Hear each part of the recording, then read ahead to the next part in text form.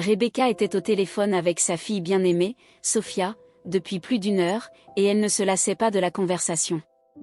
Elle ne s'était pas vue depuis un mois, car sa fille était occupée par un déménagement, des rénovations et d'autres tâches ménagères, et elles avaient accumulé suffisamment de sujets à discuter.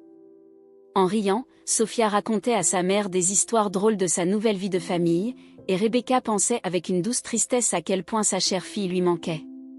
Avant, elles étaient toujours proches l'une de l'autre, se promenant dans les parcs, faisant du shopping ensemble, regardant de vieux films le soir et discutant beaucoup des choses les plus intimes. Mais le temps passa, et sa fille épousa Denis, qui était dans l'armée, et les jeunes déménagèrent pour vivre dans une ville frontalière éloignée. Depuis lors, Rebecca manquait beaucoup à sa fille et passait souvent du temps à se rappeler agréablement les jours passés. « Oh, maman, Denis arrive », dit sa fille, et Rebecca entendit une tendresse et une chaleur incroyables dans sa voix. « Je dois nourrir mon mari. Appelle-moi plus souvent, d'accord ? Sophia, et toi n'oublie pas ta vieille mère, d'accord ? Demanda Rebecca tristement. « Oh, allons. Tu n'es pas vieille du tout, » s'exclama Sophia en riant. « Tu es une femme dans la fleur de l'âge. » Rebecca sourit et jeta un coup d'œil furtif dans le miroir.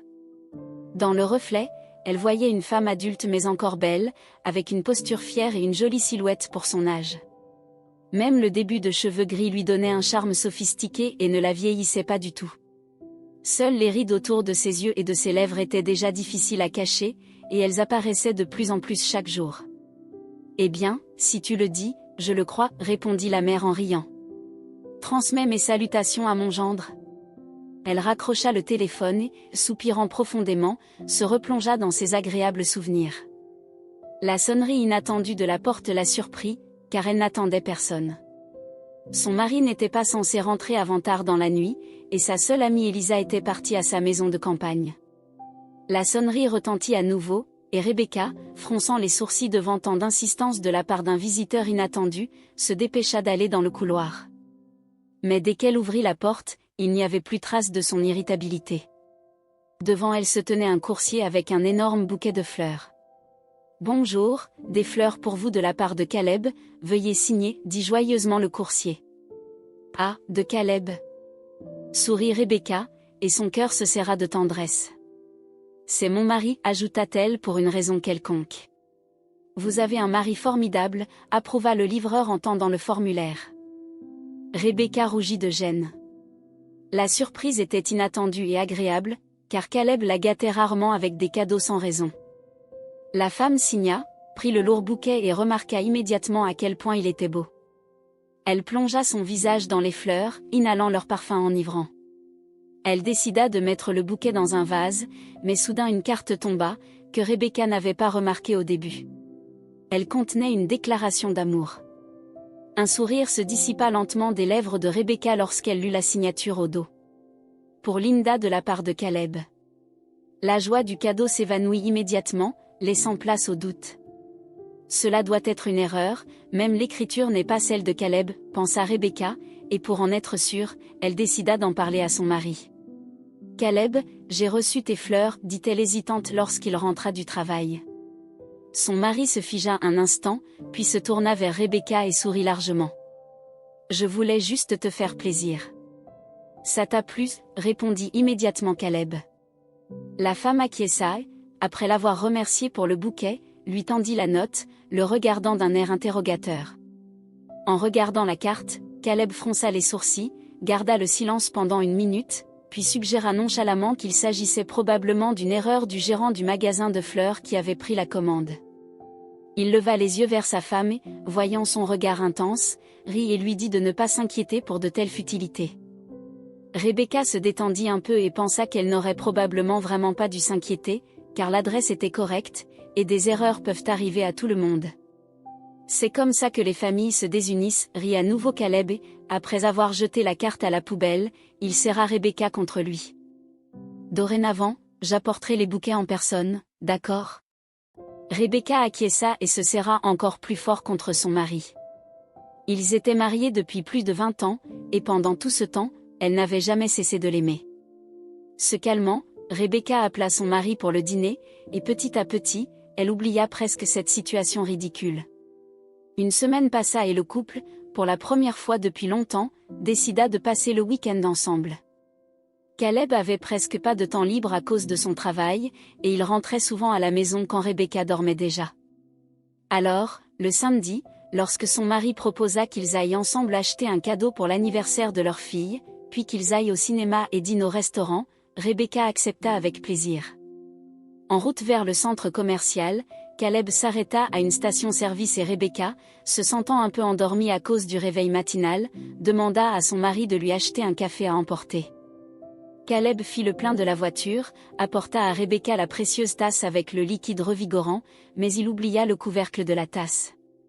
Dès que la voiture démarra, une partie du contenu de la tasse se renversa sur le siège.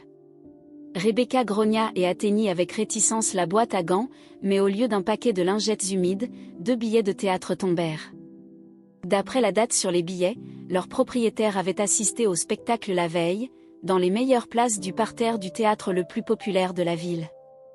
À ce moment-là, Rebecca oublia complètement pourquoi elle cherchait dans la boîte à gants et pensa seulement au fait que Caleb était rentré tard hier, disant qu'il avait été à une réunion d'affaires.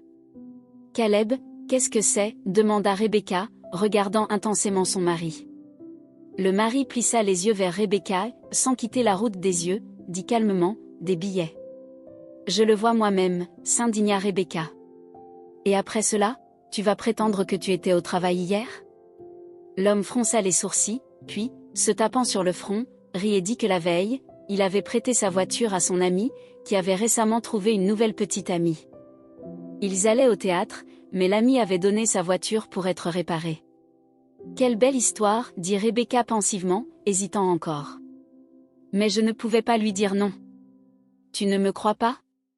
Eh bien, si tu veux, appelons-le, et tu entendras tout toi-même, grogna Caleb et sortit ostensiblement son téléphone pour trouver le contact de son ami.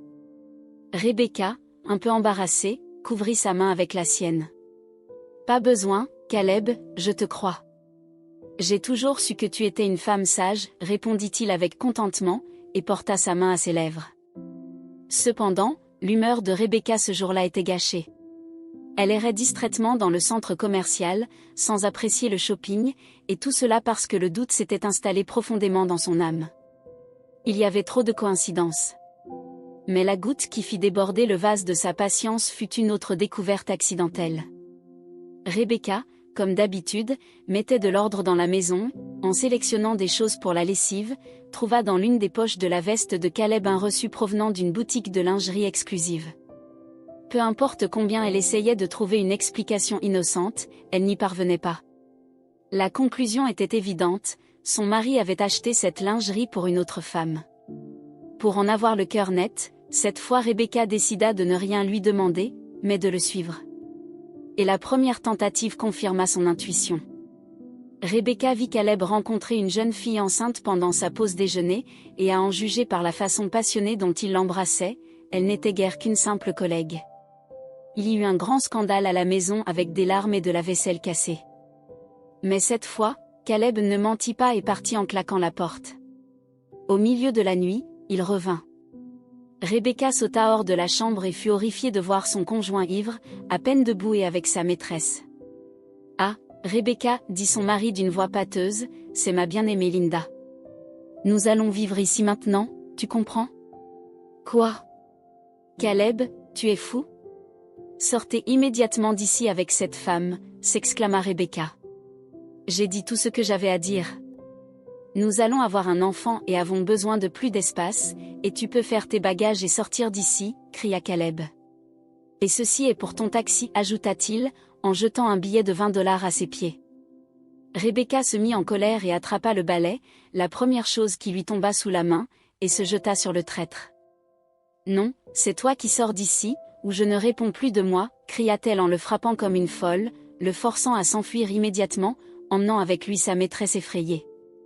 Après avoir verrouillé la porte avec 2 serrures, la femme, respirant lourdement, s'affaissa dans un fauteuil dans le couloir.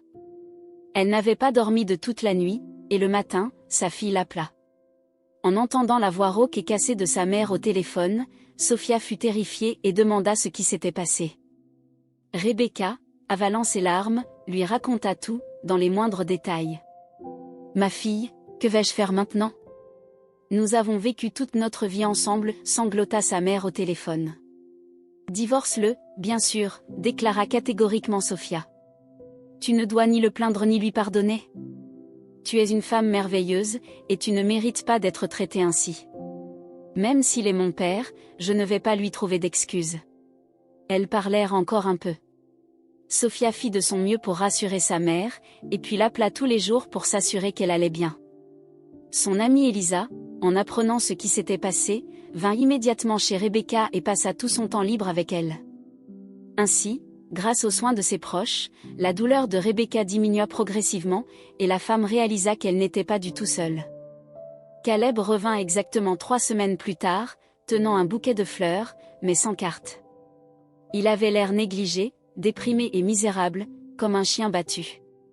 Rebecca ne le laissa pas entrer, le laissant à la porte, et lui demanda sombrement pourquoi il était venu. « J'ai réalisé que je ne peux pas vivre sans toi, » murmura Caleb, regardant sa femme d'un air suppliant. « Je suis désolé, Rebecca.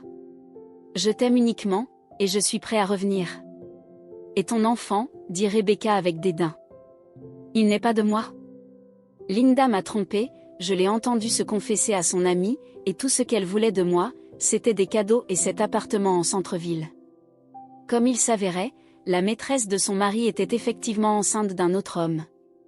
Mais Caleb, qui avait un appartement spacieux, une maison de campagne et un emploi bien rémunéré, semblait être une meilleure prise pour elle, alors elle lui avait menti au sujet du bébé.